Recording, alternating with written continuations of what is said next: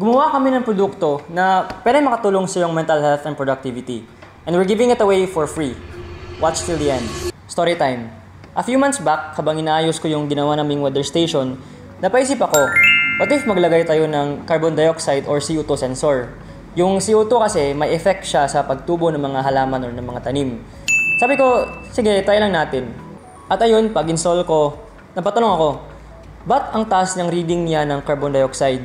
Umabot siya ng up to 3,000 ppm dito sa office namin. Sa mga hindi nakakaalam, according to studies, kapag kasi above 1,000 ppm yung carbon dioxide, may malaking chance na ikaw ay madaling mapagod, sakit sa ulo, hinaantok, mahirap mag-concentrate. Basta overall, magiging low yung productivity mo. Pagbukas ko ng bintana, ayun, bumaba. For context, ito kasi yung office namin. It's around 30 square meters. Dito kami nakakulong, nagtatrabaho, and natutulog for the past 5 months. So you mean to tell me, for that duration, high concentrations of CO2 yung hinihinga namin. Minsan natin kasi kami nag-open ng windows. And sa 5 months na yon, ang hirap maging productive. Palaging may brain fog, palaging inaantok, walang motivation. And starting that day, nagbubukas na kami ng bintana from time to time. And the first thing we notice is, nag-improve yung tulog namin. Hindi na gumigising na pagod, mas lively. For me personally, mas naging optimistic yung pag-iisip ko.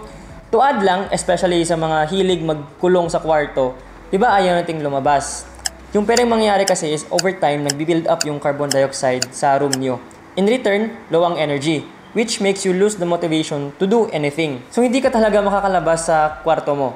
Kumbaga, para ka na sa isang never-ending na loop. And because of that, pwede kang ma-depress, mag-anxiety, dahil baka sa isip mo, wala kang ginagawa.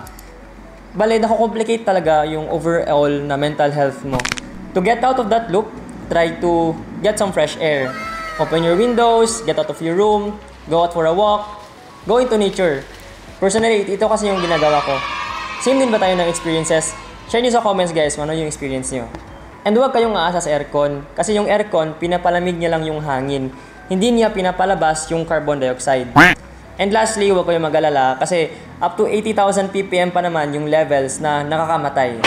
Back to the main topic, na-curious kami, ilan pa kayang indoor spaces around the Philippines mahina yung ventilation? So we tested the device. Dinala namin siya sa mga meetings and these were the results. So sa Agriculture Council meeting, pumasok ako sa room na 2,000 pa yung levels niya. So the room is around 30 square meters din and there were 20 participants. And as you can see, over time, tumataas talaga yung carbon dioxide concentrations ng room. So from 2,100, by 11:43 AM, naging 6,075 yung maximum. And during this time, no, parang maraming nang inaantok, maraming nang gutom, gusto nang umalis. And in a separate meeting, sa youth council meeting, as you can see, this is a mga 30 square meters din na room. Around 20 people nag-attend ng meeting. 2:05 PM, ano pa siya? 1,367 parts per million. And as you can see, the more na maraming participants pumapasok sa room, and the more na mas tumataas yung duration ng meeting, tumataas din yung concentration ng carbon dioxide. And from 1,367 by 4:15 PM na nag-adjourn ng meeting, 5,011 parts per million na yung carbon dioxide. And by this time, no, same din, marami nang gusto umuwi, inaantok, pagod. And ako that time, na-trigger yung sinusitis ko. Kaya nag-mask ako. So right now, we're partnering with local institutions and youth organizations to help us collect more data on the effects of poorly ventilated spaces. Can you guys imagine a classroom of 40 or more students?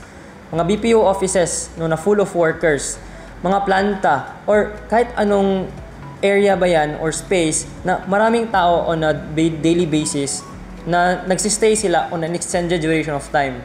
Diba? Although we're in agriculture, in agritech, we see this problem that needs action.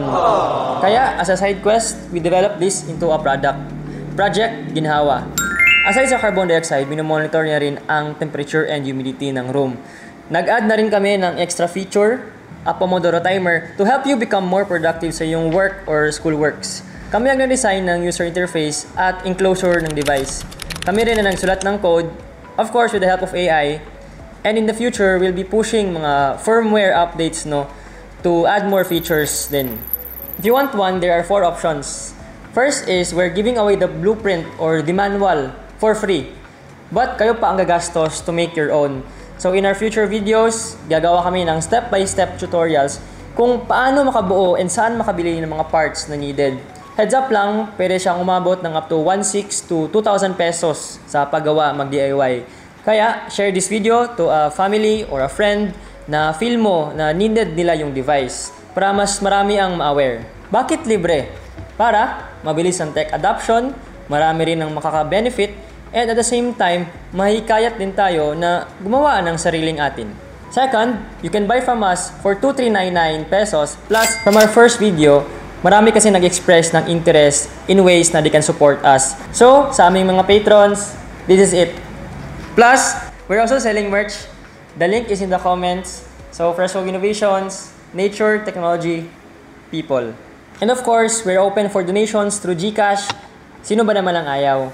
Your purchases and donations will really go a long way to support us in our endeavors. And you know, being in the agriculture, agri-tech industry, it's really a long battle. But with your help, we can survive. Third is you buy from Shopee. So this product actually already exists in the market. But we did a comparison sa mga existing products and other varying sensors. And in summary, ito yung results. So Project Ginhawa has a more stable na readings ng carbon dioxide. And at the same time, meron ding Pomodoro feature. So we'll post a follow-up video na will go in depth sa mga differences nila. Fourth is magbibigay kami ng libre sa 2 lucky winners na mag-like, share, and comment on this video. So tell us below, ano ang potential impact for this innovation?